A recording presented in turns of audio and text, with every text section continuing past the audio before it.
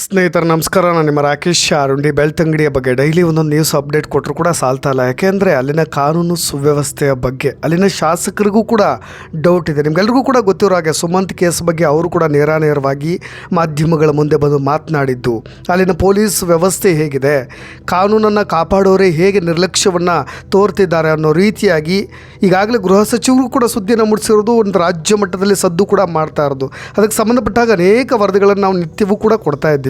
ಅದನ್ನು ನಾನೇನು ಈಗ ಒತ್ತಿ ಹೇಳಬೇಕಾಗಿಲ್ಲ. ನಿಮಗೆಲ್ಲ ಕೂಡ ಗೊತ್ತಿರೋ ಹಾಗೆ ಸುಮಂತ್ ಕೇಸ್ ಬಗ್ಗೆ ಮಾತನಾಡ್ತಾ ಹೋದರೆ ಅದೊಂದು ಉತ್ತರ ಸಿಗದೆ ಇರೋ ಕಗ್ಗಂಟಾಗಿಯೂ ಕೂಡ ಎಲ್ರಿಗೂ ಕಾಣ ಸಿಗುತ್ತೆ. ಆದರೆ ಅದಿರಲಿ, ಅದ್ರ ಬಗ್ಗೆ ಕೂಡ ನಾನು ಕಂಪ್ಲೀಟಾಗಿ ಮಾತನಾಡ್ತಾ ಹೋಗ್ತೀನಿ. ಆದರೆ ಅದಕ್ಕೂ ಮುನ್ನ ಬೆಳ್ತಂಗಡಿಯ ಜನರಲ್ಲಿ ಇದೀಗ ಭಯ ಶುರುವಾಗಬಿಟ್ಟಿದೆ. ಒಂದು ರೀತಿಯಾದಂತಹ ಭಯದ ವಾತಾವರಣ. ಅಲ್ಲಿನ ಹೆಣ್ಣುಮಕ್ಕಳಿಗೆ ಜೀವದ ಬಗ್ಗೆ ಆತಂಕ ಶುರುವಾಗಿರೋದು. ಯಾವ ಧೈರ್ಯದ ಮೇಲೆ ಕಾಲೇಜಿಗೆ ಹೋಗಬೇಕು, ಯಾವ ಧೈರ್ಯದ ಮೇಲೆ ನಾವು ನಮ್ಮ ಮನೆಯ ಮುಂದಿನ ರಸ್ತೆಗಳಲ್ಲಿ ಓಡಾಡಬೇಕು ಅನ್ನೋ ಒಂದು ಆತಂಕ ಶುರುವಾಗಿರೋದು. ಯಾಕೆ ಅಂದರೆ ನಮ್ಮನ್ನು ಯಾರು ಯಾವ ರಸ್ತೆಯಲ್ಲಿ ಕೊಂದು ಮುಗಿಸ್ತಾರೋ, ಯಾರು ಯಾವ ದಾರಿಯಲ್ಲಿ ಎಳೆದೊಯ್ದು ಕೆಟ್ಟ ಕೃತ್ಯಗಳಿಗೆ ನಮ್ಮನ್ನು ಬಳಸ್ಕೊಳ್ತಾರೋ ಗೊತ್ತಾಗ್ತಾ ಇಲ್ಲ. ಇದು ಇಡೀ ರಾಜ್ಯದಾದ್ಯಂತ ಅನೇಕ ಕಡೆ ಕಾಣಸಿಗ್ತಾ ಇರುತ್ತೆ. ಆದರೆ ಎಲ್ಲೋ ಒಂದು ಕಡೆ ಬೆಳ್ತಂಗಡಿಯ ವಿಷಯ ಇಡೀ ರಾಜ್ಯದಲ್ಲಿ ಸುದ್ದಿ ಆಗ್ತಾ ಇರೋದು ಯಾಕೆ ಅಂದರೆ ಅಲ್ಲಿನ ಹೆಣ್ಣುಮಕ್ಕಳಿಗೆ ಸುರಕ್ಷತೆಯ ಅಭದ್ರತೆ ಕಾಡ್ತಾ ಇರೋದು. ಹಾಗಾಗಿ ಬೆಳ್ತಂಗಡಿಯ ಬಗ್ಗೆ ಎಲ್ರಿಗೂ ಒಂದು ರೀತಿಯಾದಂಥ ನಿಗೂಢತೆಯ ಕಾರ್ಮೋಡ ಕವಿದು ಬಿಟ್ಟಿದೆ. ಸ್ನೇಹಿತರೆ, ಅಸಲಿಗೆ ಏನಾಯಿತು ಅನ್ನೋ ಡೀಟೇಲ್ಡ್ ವರದಿಯನ್ನು ಕೊಟ್ಟು ಬಿಡ್ತೀನಿ. ಆರಂಭದಲ್ಲಿ ಇದೇ ರೀತಿ ಮಳೆ ಬರೋ ಸಮಯ ಸಂಜೆ 4 ಗಂಟೆ ಸುಮಾರಿಗೆ ಸೌಜನ್ಯ ಅನ್ನೋ ಹೆಣ್ಣು ಮಗಳನ್ನು ಅಪಹರಿಸಿದ್ದು ನಿಮಗೆಲ್ರಿಗೂ ಕೂಡ ತಿಳಿದೇ ಇದೆ. ಅದನ್ನು ನಾನು ಸದ್ಯ ನೆನಪು ಮಾಡಿಕೊಳ್ಳುವಂಥ ಪ್ರಯತ್ನವನ್ನು ಮಾಡ್ತಾ ಇದ್ದೀನಿ. ಇದು ಕೂಡ ಹಾಗೆ ಅಂದುಕೊಳ್ಬೇಕು. ಯಾಕಂದರೆ ಸ್ವಲ್ಪ ಯಾಮಾರಿದ್ರೂ ಕೂಡ ಏನಾಗ್ತಾ ಇತ್ತೋ ಗೊತ್ತಿಲ್ಲ. PUC ಹೆಣ್ಣುಮಕ್ಕಳೇ ಸ್ವಲ್ಪ ಎಚ್ಚರಿಕೆಯನ್ನು ವಹಿಸಬೇಕು. ಇಲ್ಲದೇ ಇದ್ದರೆ ನಿಮ್ಮ ಪ್ರಾಣಕ್ಕೆ ಕುತ್ತು ಬಂದು ಬಿಡಬಹುದು. ಅದು ಬೆಳ್ತಂಗಡಿ ಹೆಣ್ಣುಮಕ್ಕಳಿಗೆ ನಾನು ಮತ್ತೆ ಇನ್ನೊಮ್ಮೆ ಎಚ್ಚರಿಕೆಯನ್ನು ಕೊಡ್ತಾ ಇರೋದು. ಘಟನೆ ಹೇಗಾಯಿತು ಅನ್ನೋದನ್ನು ಹೇಳಿಬಿಡ್ತೇನೆ. ನೋಡಿ, ದ್ವಿಚಕ್ರ ವಾಹನದಲ್ಲಿ ಶಾಲೆಗೆ ತೆರಳುತ್ತಾ ಇದ್ದಂಥ ವಿದ್ಯಾರ್ಥಿನಿಯನ್ನು ಕಾರ್ನಲ್ಲಿ ಬಂದಂಥ 3 ಅಪರಿಚಿತ ವ್ಯಕ್ತಿಗಳು, ಯಾರು ಅಂತ ಗೊತ್ತಿಲ್ಲ, ಅಪರಿಚಿತ ವ್ಯಕ್ತಿಗಳು ಆಕೆಯನ್ನು ಕಿಡ್ನಾಪ್ ಮಾಡಲಿಕ್ಕೆ, ಅಪಹರಿಸಲಿಕ್ಕೆ ಯತ್ನಿಸಿದಂಥ ಘಟನೆ ಬೆಳ್ತಂಗಡಿಯ ಪೊಲೀಸ್ ಠಾಣಾ ಲಿಮಿಟ್ಸ್ನಲ್ಲಿ ಸೋಮವಾರ ನಡೆದಿದೆ. ಬೆಳಗ್ಗೆ ಸುಮಾರು 8:30ಕ್ಕೆ 16 ವರ್ಷದ ಬಾಲಕಿ PUC ಓದ್ತಾ ಇದ್ದಂಥ ಹುಡುಗಿ ಶಾಲೆಗೆ ಸ್ಕೂಟಿಯಲ್ಲಿ ತೆರಳುತ್ತಾ ಇದ್ದಂಥ ವೇಳೆ ತನ್ನ ಮನೆ ಅಂದರೆ ನೋಡಿ, ಮನೆಯಿಂದ ಭಾಳ ದೂರ ಏನಿಲ್ಲ, 300 ಮೀಟ್ರು ಅಂದರೆ ನೀವು ಕೂಡ ಅಳತೆ ಮಾಡಿ ನೋಡಬಹುದು. ಕಣ್ಣಿಗೂ ಕೂಡ ಕಾಣ್ತಕ್ಕಂಥ ಬಾಲಕಿ. ಏನು ಬಹಳ ನಿರ್ಜನವಾದಂಥ ಪ್ರದೇಶ, ಯಾರೂ ಇಲ್ಲದೆ ಇರತಕ್ಕಂಥ ಪ್ರದೇಶ, ಅಲ್ಲಿ ವಾಹನಗಳೇ ಇಲ್ಲ, ಜನನಿಬಿಡ ಪ್ರದೇಶ ಅಂತ ನಾವು ಊಹೆ ಮಾಡೋ ಹಾಗಿಲ್ಲ. ಮನೆಯಿಂದ ಸುಮಾರು 300 ಮೀಟ್ರ್ ದೂರ ಅಂದರೆ ನಮಗೂ ಕೂಡ ಭಯ ಶುರುವಾಗ್ಬಿಡುತ್ತೆ. ಯಾಕೆಂದರೆ ನಮ್ಮ ಮನೆಯ ಹೆಣ್ಣುಮಕ್ಕಳು ಕೂಡ ಎಷ್ಟು ಸುರಕ್ಷಿತವಾಗಿದ್ದಾರೆ ಅನ್ನೋದನ್ನು ನಾವು ಕೂಡ ಯೋಚನೆ ಮಾಡಬೇಕಾಗತ್ತೆ. 300 ಮೀಟ್ರ್ ದೂರದಲ್ಲಿ, ಆ ಬಾಲಕಿಯ ಮನೆಯ 300 ಮೀಟ್ರ್ ದೂರದಲ್ಲಿ ಮಾರುತಿ ಓಮ್ನಿ ವಾಹನದಲ್ಲಿ 3 ಜನ ಅಪರಿಚಿತರು ಬರ್ತಾರೆ. ಮುಖ ಮುಚ್ಕೊಂಡು ಬಂದಂಥ ವ್ಯಕ್ತಿಗಳು ಅವಳನ್ನು ತಡೆದು ಅಪಹರಿಸಲಿಕ್ಕೆ ಪ್ರಯತ್ನವನ್ನು ಪಡ್ತಾರೆ. ಈ ವೇಳೆ ವಿದ್ಯಾರ್ಥಿನಿ ಯಾವಾಗ ಅದನ್ನು ವಿರೋಧವನ್ನು ಒಡ್ತಾಳೋ, ಪ್ರತಿರೋಧಿಸ್ತಾಳೋ, ಆಗ ಅವರು ಏಕಾಏಕಿಯಾಗಿ ಚಾಕುವಿನಿಂದ ಆಕೆ ಎಡಗೈಗೆ 4 ಬಾರಿ ಇರಿತಾರೆ. ಆಗಲಾದರೂ ಸೈಲೆಂಟ್ ಆಗಿಬಿಡ್ತಾಳೆ ಅಂತ.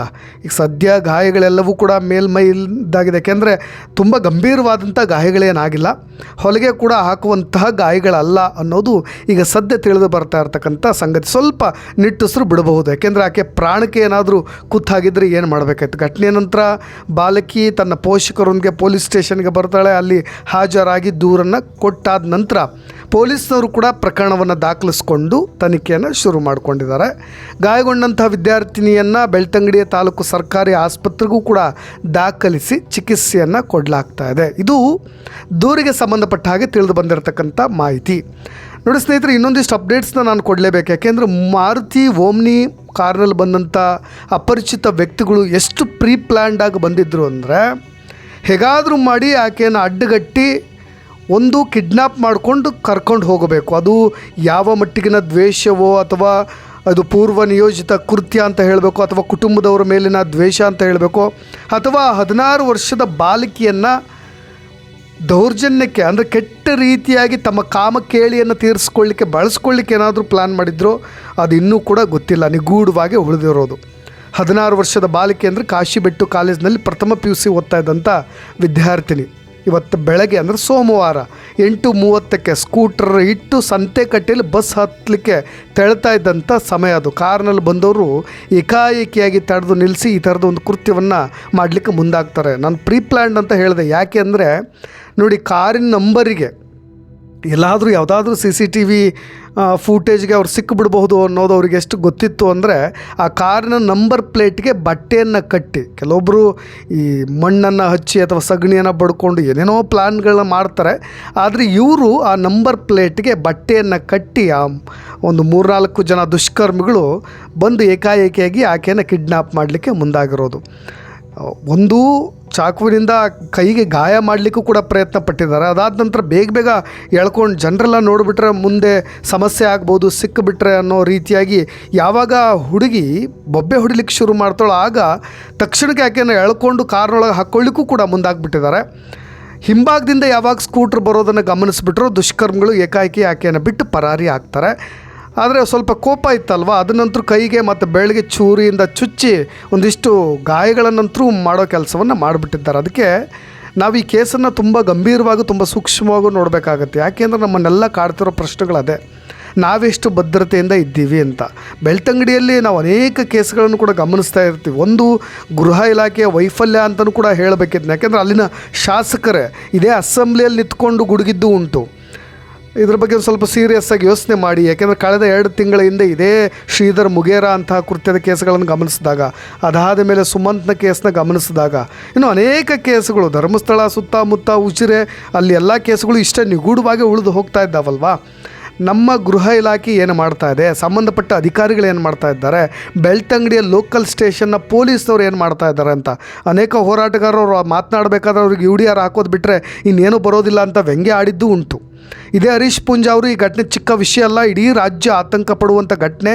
ಶಾಲಾ ವಿದ್ಯಾರ್ಥಿನಿ ಅಪಹರಣಕ್ಕೆ ಯತ್ನಪಟ್ಟಿರತಕ್ಕಂಥ ಘಟನೆ ಸಮಾಜದಲ್ಲಿ ಓಡಾಡಲಿಕ್ಕೂ ಕೂಡ ಭಯಪಡುವಂಥ ಪರಿಸ್ಥಿತಿ ನಿರ್ಮಾಣವಾಗಿದೆ. ಅದನ್ನು ಪತ್ತೆ ಹಚ್ಚಬೇಕು, ಅದಕ್ಕೆ ಸಂಬಂಧಪಟ್ಟ ಪೊಲೀಸ್ ಇಲಾಖೆ ಕಾರ್ಯನಿರ್ವಹಿಸಬೇಕು ಅನ್ನೋ ರೀತಿಯಾಗಿ ಅವ್ರ ಕೆಲಸವನ್ನು ಅವ್ರು ಮಾಡಿಬಿಟ್ಟಿದ್ದಾರೆ. ಆದರೆ ಒಳ್ಳೆ ದಕ್ಷ ಅಧಿಕಾರಿ, ಒಬ್ಬ ಪೊಲೀಸ್ ಜಿಲ್ಲಾ ವರಿಷ್ಠಾಧಿಕಾರಿಗಳು ಅರುಣ್ ಅವ್ರ ಬಗ್ಗೆ ಇನ್ನೊಂದು ಮಾತಿಲ್ಲ ಅನ್ನೋದು ಸಮಾಜದಲ್ಲಿ ಕೇಳಿ ಬರ್ತಾ ಇರ್ತಕ್ಕಂಥ ಮಾತುಗಳು. ಆದರೂ ಕೂಡ ಇಡೀ ರಾಜ್ಯದಲ್ಲಿ ಕಾನೂನು ಸುವ್ಯವಸ್ಥೆ ಕಾಪಾಡುವಲ್ಲಿ ರಾಜ್ಯ ಸರ್ಕಾರ ಒಂದು ಕಡೆ ವಿಫಲವಾಗ್ತಾ ಇರೋದು. ಆದರೆ ಮಂಗಳೂರಿಗೆ ಬಂದಿರತಕ್ಕಂಥ ಜಿಲ್ಲಾ ವರಿಷ್ಠಾಧಿಕಾರಿಗಳು ಅವ್ರ ಅಂಡರ್ನಲ್ಲಿ ಆಗ್ತಾ ಇರ್ತಕ್ಕಂಥ ಈ ರೀತಿಯಾದಂಥ ಲೂಪ್ ಹೋಲ್ಸ್ಗಳು ಅವ್ರು ಏನು ಕೆಲಸವನ್ನು ನಿರ್ವಹಣೆ ಮಾಡ್ತಾ ಇದ್ದಾರೆ, ಇಲ್ಲಿಯವರೆಗೂ ಅವ್ರ ಬಗ್ಗೆ ಕೇಳಿಬಂದಂಥ ಒಳ್ಳೆಯ ಮಾತುಗಳೆಲ್ಲವೂ ಕೂಡ ಸುಳ್ಳ ಅನ್ನೋ ರೀತಿಯಾಗೂ ಕೂಡ ಅನುಮಾನಗಳು ಸೃಷ್ಟಿ ಆಗ್ತಾ ಇರೋದು. ಸ್ನೇಹಿತರೆ ನೋಡಿ, ಬೆಳ್ತಂಗಡಿ ಪೊಲೀಸ್ ಸ್ಟೇಷನ್ ಲಿಮಿಟ್ಸ್ನಲ್ಲಿ ಆಗ್ತಾ ಇರ್ತಕ್ಕಂಥ ಅನೇಕ ಘಟನೆಗಳ ಬಗ್ಗೆ ನಾನು ಮಾತನಾಡ್ತಾ ಇರ್ತೀನಿ. ಇನ್ನೂ ಕೂಡ ನಿಗೂಢವಾಗಿ ಉಳಿದಿರ್ತಕ್ಕಂಥ ಸುಮಂತ್ ಕೇಸ್, ನಾನು ಪ್ರತಿನಿತ್ಯ ಅದೇ ಸ್ಟೋರಿಯನ್ನು ಹೇಳಿ ಅದೇ ಮಾತುಗಳನ್ನು ಆಡ್ತಾ ಇದ್ದರೂ ಕೂಡ ಅದರ ಬಗ್ಗೆ ಯಾವುದೇ ರೀತಿಯಾದಂಥ ಅಪ್ಡೇಟ್ಸ್ಗಳು ಕೂಡ ಸಿಗ್ತಾ ಇಲ್ಲ. ಒಬ್ಬ ಸಾಮಾನ್ಯ ಹುಡುಗ, ಒಬ್ಬ ಪ್ರತಿಭಾವಂತ ಹುಡುಗ ಒಂದು ರೀತಿಯಾಗಿ ಚಿಕ್ಕ ಬಾವಿಯಲ್ಲಿ ಮಿಸ್ ಆಗಿ ಹೋಗಿಬಿಟ್ಟಿದ್ದು, ಅದಕ್ಕೆ ಸಂಬಂಧಪಟ್ಟಾಗಿ ಇನ್ನೂ ಕೂಡ FSL ವರದಿಗಳು ಡಿಲೇ ಆಗ್ತಾ ಇರೋದು. ಪ್ರತಿಯೊಂದು ಕೇಸುಗಳು ಹೀಗೆ ಡಿಲೇ ಆಗ್ತಾ ಇದ್ದರೆ ಆರೋಪಿಗಳು ತಪ್ಪಿಸ್ಕೊಳ್ಳಿಕ್ಕೆ ಭಾಳಷ್ಟು ಚಾನ್ಸ್ಗಳು ಸಿಗುತ್ತೆ. ಆದರೂ ಕೂಡ ಪೊಲೀಸ್ ಇಲಾಖೆ ಯಾಕೆ ಎಚ್ಚೆತ್ಕೊಳ್ತಾ ಇಲ್ಲ ಅನ್ನೋ ಒಂದು ಬೇಜವಾಬ್ದಾರಿತನದ ಮಾತುಗಳನ್ನು ಆಡಿಬಿಡಬೇಕು ಅಂತ ಅನಿಸ್ಬಿಡುತ್ತೆ ಸ್ಟೇಷನ್ನ, ಆ ಲೋಕಲ್ ಸ್ಟೇಷನ್ನ ಪೊಲೀಸ್ನವ್ರಿಗೂ ಕೂಡ. ಆದರೆ ಏನೇ ಆಗಲಿ ಅಲ್ಲಿನ ಜನರು ಎಚ್ಚೆತ್ಕೊಳ್ಳಿ, ಹುಷಾರಿರ್ರಿ. ಈ ಥರದ ಘಟನೆಗಳು ಪದೇ ಮರುಕಳಿಸ್ತಾ ಇರೋದ್ರಿಂದ ಆ ಸುತ್ತಮುತ್ತ ಭಾಗದಲ್ಲಿ ಸ್ವಲ್ಪ ಸುರಕ್ಷತೆಯಿಂದ ಇರಬೇಕು. ಮುನ್ನೆಚ್ಚರಿಕೆಯನ್ನು ಯಾವಾಗಲೂ ಕೂಡ ತೆಗೆದುಕೊಳ್ಳ್ರಿ. ಹಿಂದೆ ಮುಂದೆ ಯಾರೇ ಇರ್ಬೋದು, ಅಪರಿಚಿತರು ಯಾರೋ ಡ್ರಾಪ್ ಕೇಳಲಿಕ್ಕೋ ಅಥವಾ ವಿಚಾರಿಸ್ಲಿಕ್ಕೋ, ಅಡ್ರೆಸ್ ವಿಚಾರಿಸ್ಲಿಕ್ಕೋ, ಏನಾದರೂ ಕೂಡ ನಿಮ್ಮನ್ನು ವಿಚಾರಿಸ್ಲಿಕ್ಕೆ ಬಂದಾಗ ಸ್ವಲ್ಪ ಎಚ್ಚರಿಕೆಯಿಂದ ದೂರ ನಿಂತ್ಕೊಂಡೆ ಮಾತನಾಡೋದಿರ್ಬೋದು. ಅಥವಾ ಎಲ್ಲಾದರೂ ಒಬ್ಬೊಬ್ಬರೇ ಏಕಾಏಕಿಯಾಗಿ ನಿರ್ಜನ ಪ್ರದೇಶಗಳಲ್ಲಿ ಟ್ರಾವೆಲ್ ಮಾಡೋದಿದ್ದರೆ, ಸ್ಕೂಟಿಗಳಲ್ಲಿ ಹೆಣ್ಮಕ್ಳು ಕಾಲೇಜ್ಗೆ ಸ್ಕೂಲ್ಗೆ ಹೋಗೋದಿದ್ದರೆ ಸ್ವಲ್ಪ ಸಂಬಂಧಪಟ್ಟವ್ರಿಗೆ ಬರೋಕ್ಕೆ ಹೇಳಿ, ಅಥವಾ ಅವ್ರನ್ನ ಡ್ರಾಪ್ ತೊಗೊಳ್ಳಿ, ಅಥವಾ ರಿಲೇಷನ್ಸ್ಗಳಿಗೆ ಕಮ್ಯುನಿಕೇಟ್ ಮಾಡ್ತಾ ಇರ್ರಿ ರೆಗ್ಯುಲರಾಗಿ. ಆ ಥರದ್ದು ಒಂದಿಷ್ಟು ಮಾತುಗಳನ್ನು ನಾನು ಸಲಹೆ ಕೊಡೋದು ಬಿಟ್ಟರೆ ಇವುಗಳನ್ನು ನಿಯಂತ್ರಣ ಮಾಡಲಿಕ್ಕೆ ಅಲ್ಲಿನ ಪೊಲೀಸ್ ವ್ಯವಸ್ಥೆಯೇ ಎಚ್ಚೆತ್ತುಕೊಳ್ಬೇಕು ಅನ್ನೋದು ಮಾತ್ರ ನನ್ನ ಸಲಹೆ ಅಂತ ಹೇಳ್ತಾ, ಇನ್ನಷ್ಟು ಅಪ್ಡೇಟ್ಸ್ಗಳೊಂದಿಗೆ ಮತ್ತೆ ಬರ್ತೀನಿ. ನಾನು ರಾಕೇಶ್ ಆರುಂಡಿ. ಈ ಕೇಸ್ಗೆ ಸಂಬಂಧಪಟ್ಟಾಗಿ ನಿಮ್ಮ ಕಮೆಂಟ್ಸ್ ಕೂಡ ಇಂಪಾರ್ಟೆಂಟ್ ಆಗುತ್ತೆ, ಅದನ್ನು ಕೂಡ ಕಮೆಂಟ್ಸಲ್ಲಿ ತಿಳಿಸ್ಬೋದು ಅಂತ ಹೇಳ್ತಾ ಧನ್ಯವಾದ.